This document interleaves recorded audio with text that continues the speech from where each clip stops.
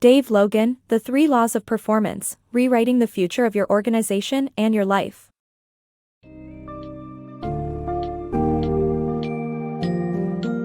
Enter the world of camaraderie, adventure, and wit in the book's summary of The Three Musketeers, a gripping tale that follows the journey of D'Artagnan, a young man from Gascony seeking his fortune in Paris.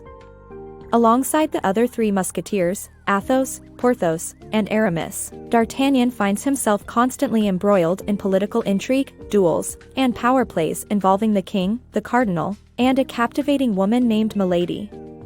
As D'Artagnan navigates life and romance in 17th-century France, the story offers readers an engaging look at loyalty, friendship, and destiny.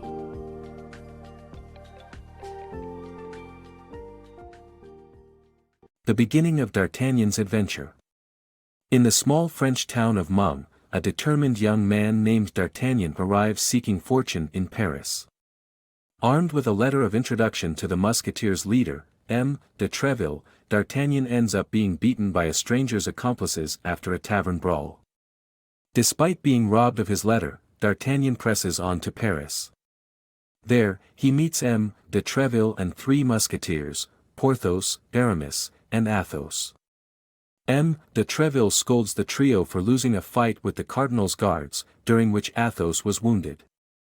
The encounter sets the stage for D'Artagnan's journey to become a musketeer. The 3 Musketeers' first duel. After D'Artagnan tells M. de Treville about himself, the latter offers to help him obtain a place at the Royal Academy. However, before the letter could be composed, D'Artagnan crashes into Athos, and sets a duel to settle the matter. He later challenges Porthos and Aramis too, and all 4 are preparing to fight when a troop of the cardinal's guards appears, threatening with arrest. D'Artagnan joins with the musketeers to fight the guards and is gifted a large sum of money by the king. He uses it to engage a servant named Planchet, while Athos, Porthos, and Aramis have their own servants named Grimaud, Mousqueton, and Bazin, respectively. The 3 Musketeers' adventure. D'Artagnan and his musketeer friends get drawn into a web of intrigue involving the Queen's affair with the Duke of Buckingham and the Cardinal's scheme to steal the Queen's gift. D'Artagnan arrives home to find his landlord, M. Bonacieux, waiting for him, anxious to report that his wife, one of the Queen's ladies-in-waiting, has been kidnapped by a man who sounds like the letter thief from Meung. This is possibly due to her having knowledge of the Queen's affair with the Duke of Buckingham. D'Artagnan and his fellow musketeers pledge to help find Madame Bonacieux. Unfortunately, Cardinal Richelieu's guards arrest M. Bonacieux while they are in pursuit of her. Meanwhile, the beautiful and dark-haired Madame Bonacieux returns to her home and begs D'Artagnan to get a message to the Louvre, the royal palace, on her behalf. D'Artagnan agrees to help and, while returning from the Louvre, chances upon Madame Bonacieux knocking at the door of his friend and fellow musketeer, Aramis. Another woman answers the door, and they exchange handkerchiefs. D'Artagnan's curiosity is aroused, but he is flooded with further complications as Athos, another musketeer, gets arrested in his place. On his way to report this unfortunate incident to their commander, M. de Treville, D'Artagnan sees Madame Bonacieux again, this time in the company of a man who he thinks is Aramis. After a brief confrontation, he discovers that the man is none other than the Duke of Buckingham, whom he helps escort to the Louvre. Once there, Buckingham declares his love to the Queen, who presents him with a token of her admiration, a set of valuable diamond studs. Unfortunately, Cardinal Richelieu already learns of the gift and devises a diabolical scheme to steal them by instructing Milady to steal the 2 from Buckingham. In conclusion, the plot of The 3 Musketeers by Alexandre Dumas is full of intrigue, adventure, and passion. It revolves around the Queen's affair with the Duke of Buckingham and the Cardinal's machinations to steal a valuable gift from Buckingham. Amidst all this, D'Artagnan and his friends find themselves implicated unwittingly in this web of political intrigue. Diamond studs and kidnapping. D'Artagnan delivers the Queen's letter to Buckingham, but Milady steals the diamond studs. Madame Bonacieux gives D'Artagnan a letter to deliver to her husband but gets kidnapped. M. de Treville secures Athos's release from prison. The cardinal tells the king about the Duke of Buckingham's visit to the queen and accuses her of conspiring against him with Spain and Austria. The king orders the queen's quarters and person to be searched for incriminating papers. They find letters that reveal the queen's involvement in a plot against the cardinal but nothing implicating the king. In an attempt to win back the queen's favor, the king hosts a ball at which she is to wear her diamond studs. The cardinal suggests that the king should ask her to wear them, having already heard from Milady that she stole 2 of the studs from Buckingham. D'Artagnan delivers a letter from the queen to Buckingham, but 2 of the diamond studs are missing. Buckingham realizes Milady has stolen them and orders a blockade of the port to prevent her from returning to France. D'Artagnan rushes back to Paris and receives a ring from the queen as a token of her appreciation. However, Madame Bonacieux fails to appear at their planned meeting and is later found to have been kidnapped. D'Artagnan seeks help from his friends and picks up a letter from Aramis's house. M. de Treville tries to locate Madame Bonacieux. The many troubles of D'Artagnan.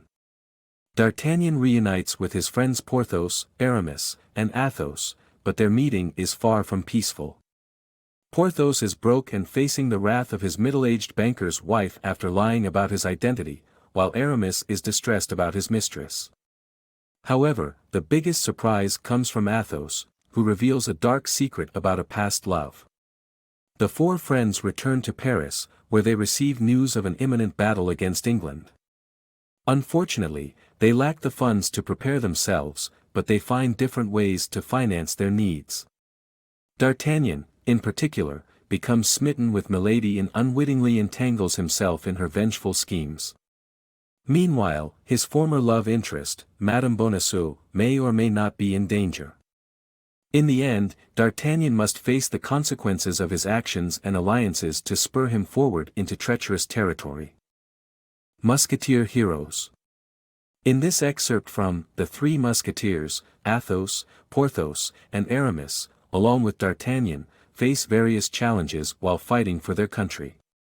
At La Rochelle, Milady tries to kill D'Artagnan multiple times, but he escapes.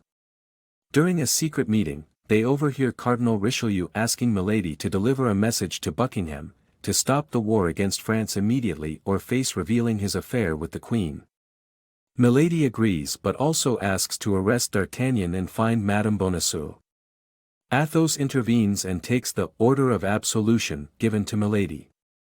Later, they make a bet to hold Saint-Gervais fort against the enemy for an hour without assistance, and they succeed. They then send letters to Lord de Winter and Madame de Chevreuse revealing Milady's past and her plans to kill Buckingham. The friends fight off the Rochellese and return as heroes to the French camp, and the cardinal authorizes D'Artagnan to join the Musketeers. Milady's escape. Milady de Winter, taken into custody by Lord de Winter upon her arrival in England, is held prisoner in a remote country house where she meets John Felton, a seemingly incorruptible soldier. Milady pretends to be a Protestant and tells Felton that Lord de Winter is holding her captive because Buckingham kidnapped and branded her. Before Felton is sent away by Lord de Winter, Milady manages to win his loyalty. The night before her scheduled banishment, Felton rescues her and fatally stabs Buckingham.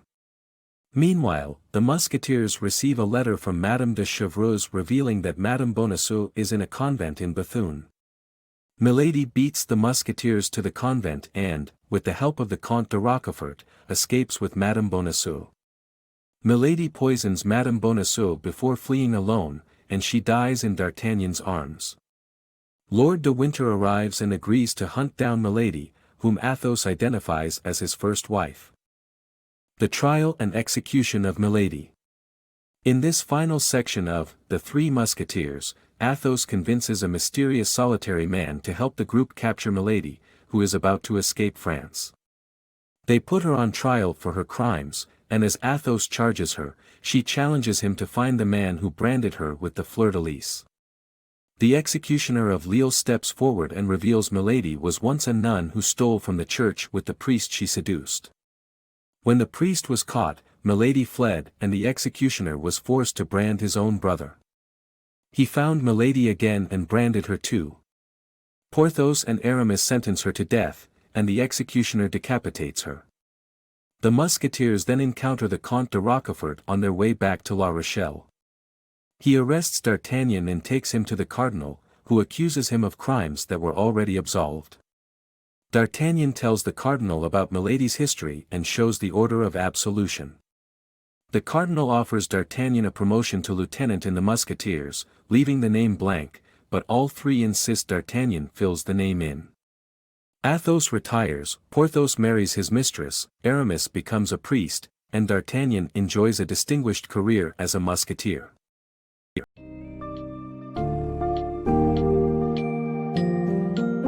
In this enthralling summary of The Three Musketeers, we witness D'Artagnan's transformation from a naive, hot-headed youth to a cunning and loyal member of the King's Musketeers.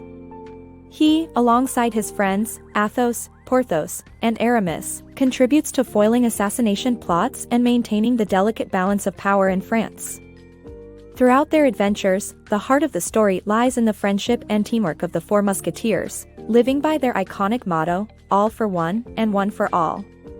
With its captivating blend of romance, rivalry, and adventure, this summary leaves readers with a desire to delve deeper into the intriguing characters and complex world of 17th-century France.